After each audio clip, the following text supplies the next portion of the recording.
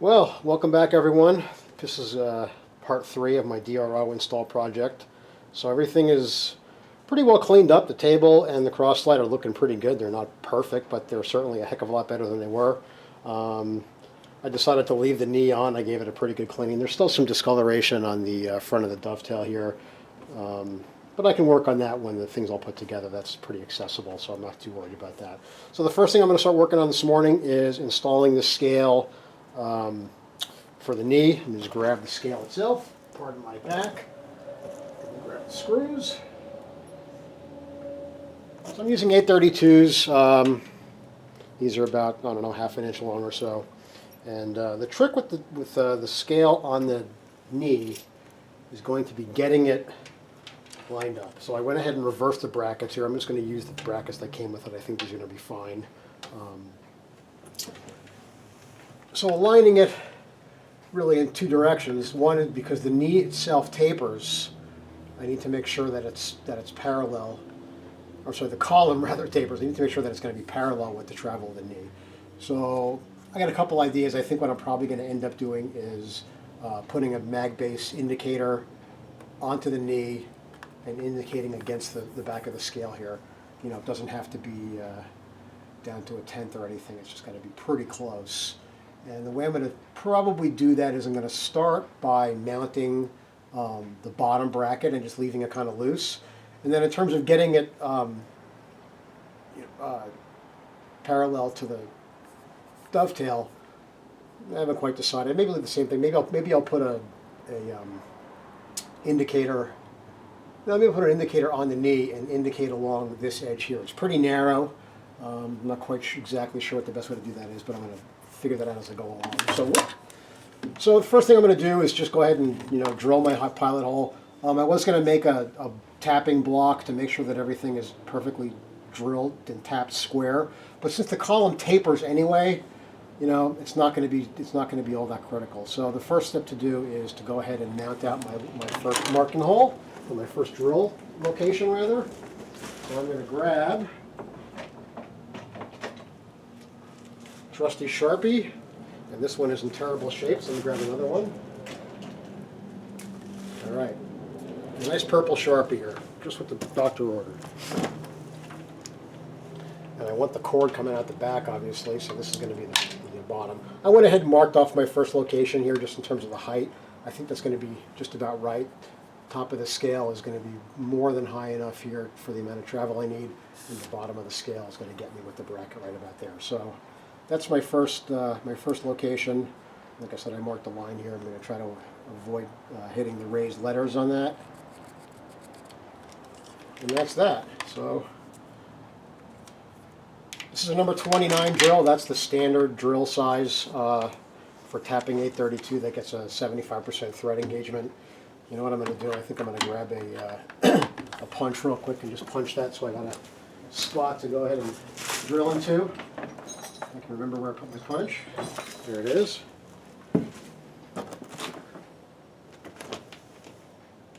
And again, this is not ultra precision stuff. I just want to make it reasonably even. We're going to drill this dry since it is cast iron.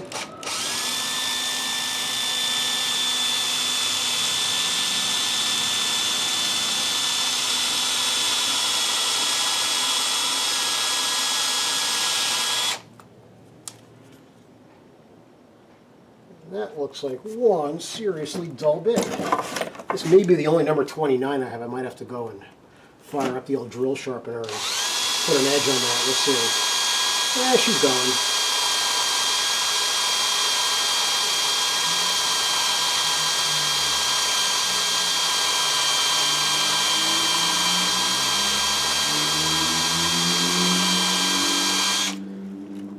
Since it's my only one, I want to be careful not to break it. So I'm putting a decent amount of pressure on here. Oh, well, there we go. We're through. All right. Well, I guess I'm not going to need my bottoming tap then. I was worried these were going to be blind holes, so I just got a regular 832 tap and a tap handle.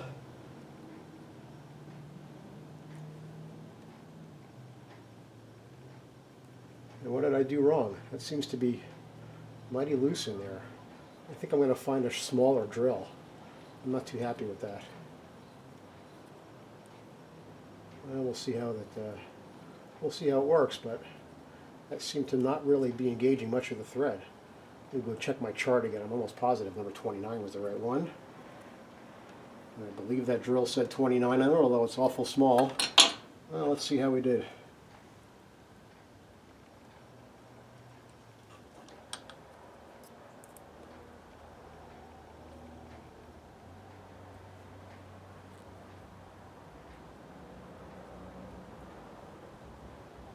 Well, maybe I missorted these taps. Maybe this is not an 832 tap. Let me grab my magnifiers and take a look.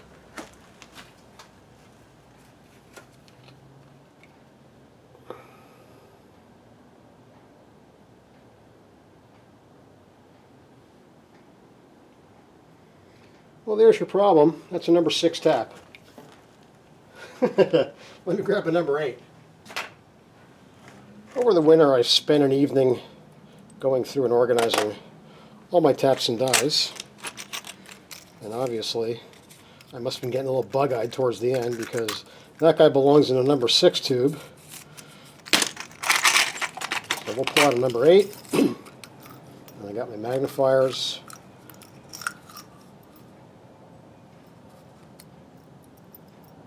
And let me take a look and see that I'm not blind. Boy, these all say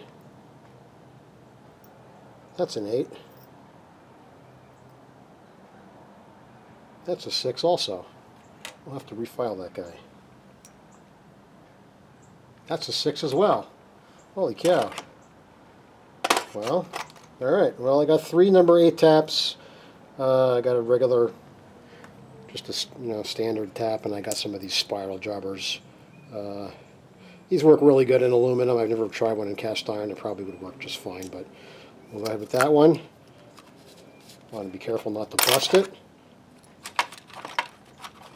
And we will try that again. Okay, take 2. Oh yeah, that feels much better. So I just want to make sure I'm starting this reasonably straight. Mostly so I don't break the tap, because that would suck.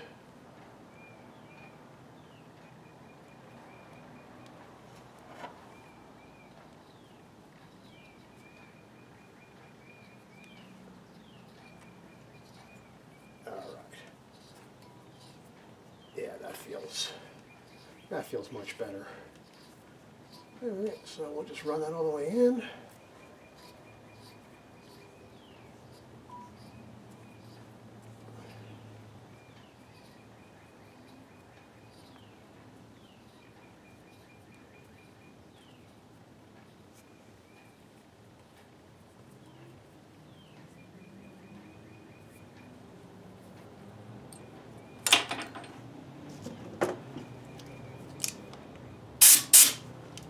Never use compressed air in the shop.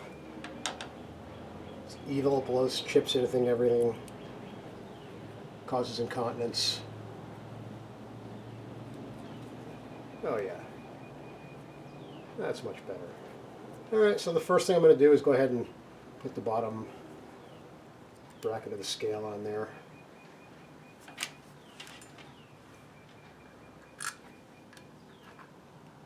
Oops. It would help if I did it the right way, wouldn't it?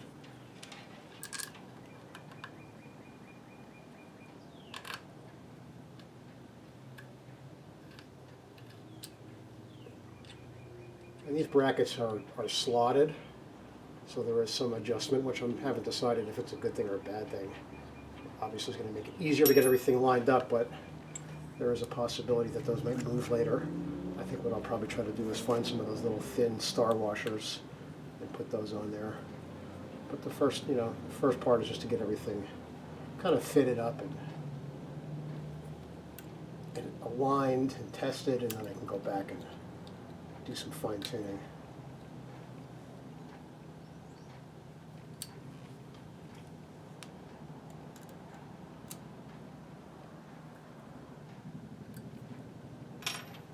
Alright, so that's my scale. Now, assuming this bracket is square, that's probably sitting reasonably parallel to the actual knee itself. Well, maybe not, because maybe the bracket is sitting against the angle, the tapered column. So anyway, that's kind of the first test fitting, and then I'm going to need to find a appropriately sized spacer, put that on there. I couldn't possibly get lucky enough to have a piece that's already cut, I don't imagine, but we'll see. And then I'll just go ahead and probably bolt these onto the column with some, I don't know, some 1/4-20s. I got some pretty long ones in there. Again, oh, that's actually sticking way out. I can see right away. Actually, maybe this one's pretty close. That's still going to be too thick. All right. Well, I'm going to go ahead and get an indicator and try to get an idea of where I need to be for this to get it set up. I'll probably just start with a ruler and kind of go from there. So I'm not going to bore you with all that fiddling. I just wanted to kind of do a quick update, and I'll come back once I've got an idea where this guy's going to go. Okay, so I think I'm pretty close here. What I did is I took a little square and I just lined up the bottom of the bracket. And it does flop around quite a bit, but I think I'm pretty close there. So I just got that square to the scale, and then hitting the knee there, and then if I come up here and I bring that to the same position, and then I measure here, and everything's real wobbly, but I'm just at about pretty darn close to 7/8, and I can put some spacer washers in behind there when I get a bracket. So maybe I'm going to get lucky. I'm going to go look around to see if I have a piece of aluminum that's already 7/8. If not, I'm going to have to clean off the RF45 Chinese milling machine and go ahead and mill a piece down. So that's the next piece, but I think that's going to get me close. And then I think for getting the the alignment in this direction, I'm just going to do the same thing. I think I'm just going to go ahead and grab a square and just line everything up, just with that. If I'm within a 32nd of an inch, I think that'll be good. I'll have a little bit of obviously wiggle room because of these slots here. So, progress is being made very slowly. Okay, so I got my piece of 7/8 bar clamped in here. I had to resort to using a woodworker's clamp. It's the only one I had that would really fit well. And I took a square, I squared it up on the bottom of the scale here, and I'm just touching the knee. If I come to the top here and I sort of reference off of this edge right here, and I measure, I've got, if I grab a scale, this is a pretty thin scale, I've got just maybe, I don't know, a 1/16 of an inch of gap there. So that's good. That gives me a little bit of room to be able to put some thin washers back behind there and get that perfectly level. I think it's just about right. So I'm going to go ahead and cut a piece off the end of this that's about the same width as the bracket, and then I'll go ahead and measure it up, bolt it on. I think what I'm going to do is I'm going to go ahead and I'll just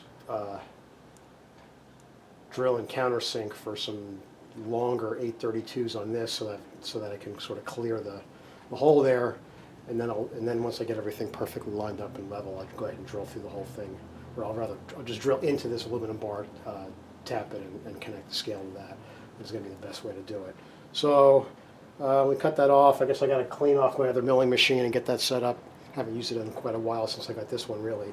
Actually, maybe I'll use the Atlas horizontal mill, and just to square that bar up and get it all cleaned up and ready to go, so I can get it ready for mounting. That's probably a better plan. So maybe I'll bring you guys over and show you that once I get it. I'm not going to show you the cutting. I'm just going to cut it in the bandsaw, and then I'll set it up in the Atlas, and we'll get it squared off and good to go. So let's go do that.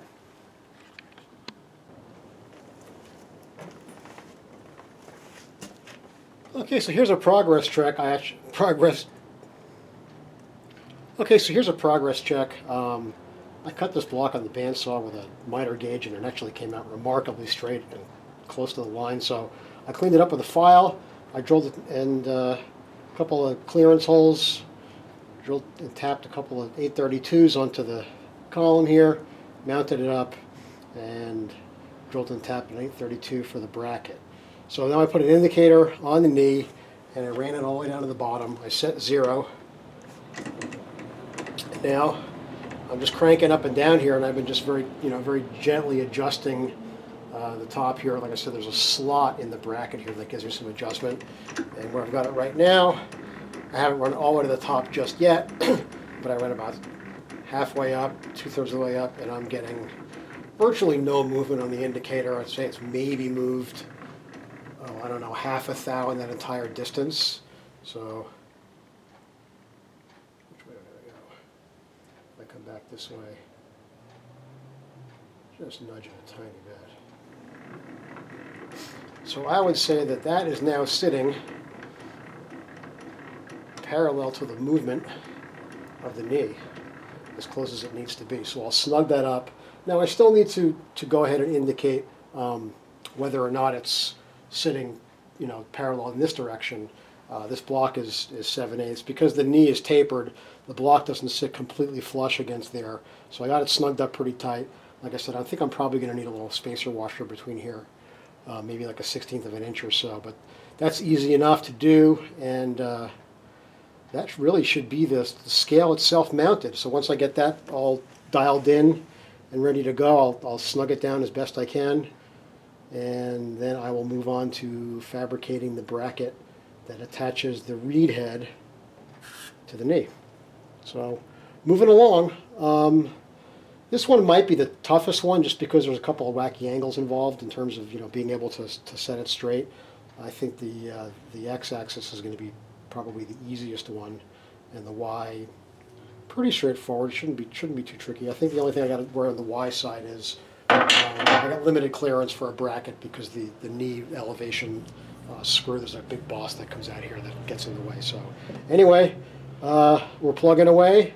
We're making progress. I haven't broken anything yet, so I'm pretty happy.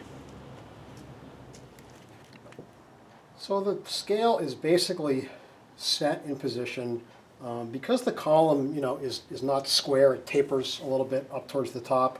I had a little tiny bit of space in between here, and it was just enough, to be able to wiggle this bracket a tiny bit. So I didn't end up needing a washer. It was only about 0.1 out of being perfectly square right out the gate. So I guess I got lucky on that one. So all I did was just take a little tiny screwdriver, and I just popped it in there and just very, very gently wiggled it a tiny, tiny bit to just sort of pull this bracket out.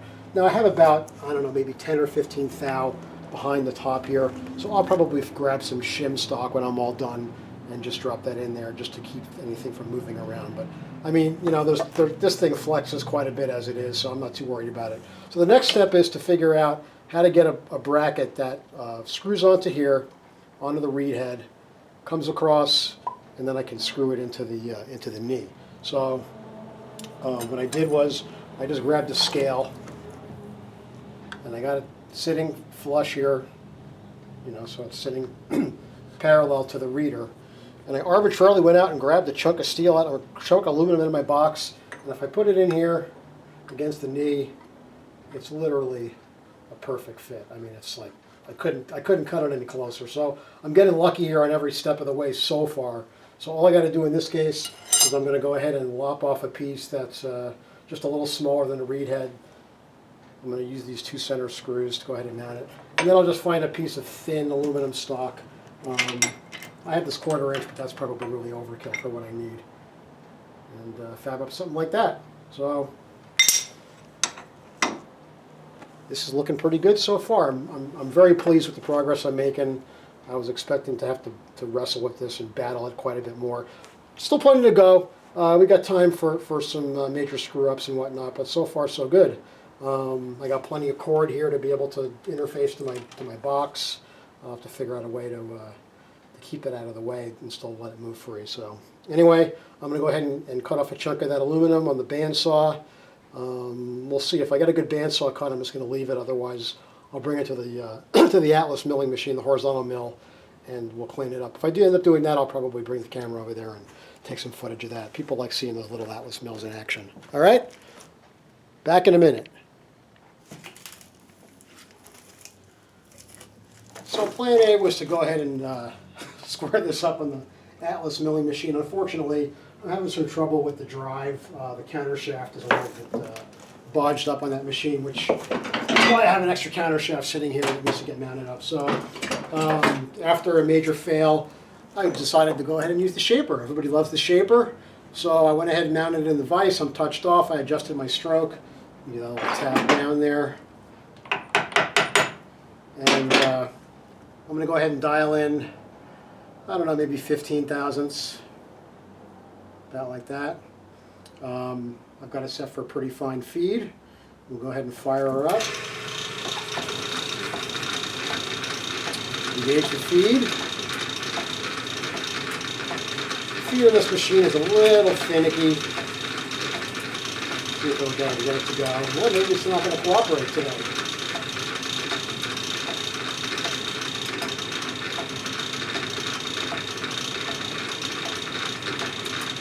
There we go. I'm going to take the backlash out of the screw on this thing before I lower the feed.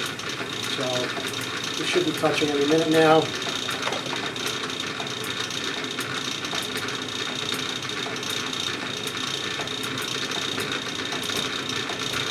And there we go. Taking a nice chip.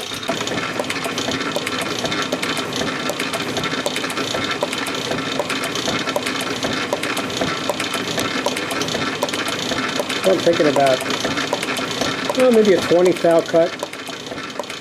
I'm feeding about 5 thousandths each time. You can see this. Just lovely chips this guy makes. I really like this machine. You know, shapers are obviously out of fashion in the production world because they're very versatile, but they're certainly also very slow. But like I said, it leaves just a mirror finish. Even this, really, this is probably, you know, the least expensive, lightest weight shaper that was made, maybe other than maybe the Amcos, and it leaves a surface finish that's certainly better than my milling machine typically leaves. Not quite as good as a ground surface, but it's really pretty close. Once I get through the cut here, I'll bring you in and show you how that looks. Just about done here.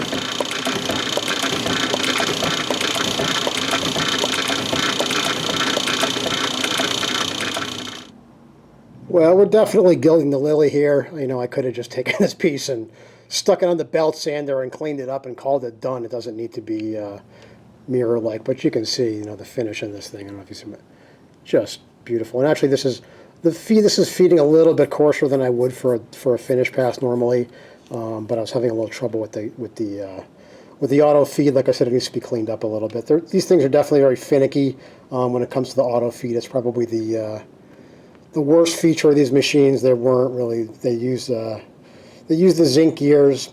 They don't seem to wear that much, but for whatever reason, they just don't. They don't tend to cooperate. Of course, this machine's probably going on 70 years old, so shouldn't complain too much. Anyway, I'm going to deburr the edges, and we'll take it over and get back to the real job at hand, and that is mounting this up and connecting up the reed head on the knee. So I couldn't find a piece of aluminum that was really thin enough to build the piece that's going to go, oops, like that, onto the reed head. I got a piece of brass. I don't have my calipers over here. That's maybe 3/16 or so. So I think I'm going to go ahead and use this. It's reasonably square.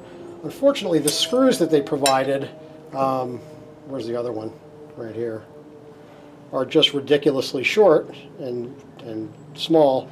My guess is they're probably metric. But I got my handy-dandy US General screw checker, and they're close enough for a 544. They're actually a pretty good fit. Maybe, well, there's a little bit of wiggle in there, but they screw in pretty tight. So I'm going to go through my some of my screw bins, see if I can find some longer screws. They need to be at least a 1/4 inch longer than that. So anyway, off to the hunt. Hopefully it doesn't mean I need to make a trip to Home Depot and buy screws. That's the I bought the contents of an entire garage about 5 years ago on eBay. There was an auction I saw. I threw a lowball bid out there of about $350, and there was about 100 drawers of little drawers of bolt bins, nut screws, washers, just an incredible amount of hardware, along with a bunch of tools and some workbenches. So I spent an entire weekend. I rented a truck and brought it all home, and I do have an ample supply of fasteners. So there's a pretty good chance I can dig some up that are going to be the right size, but it may take me a while. So wish me luck.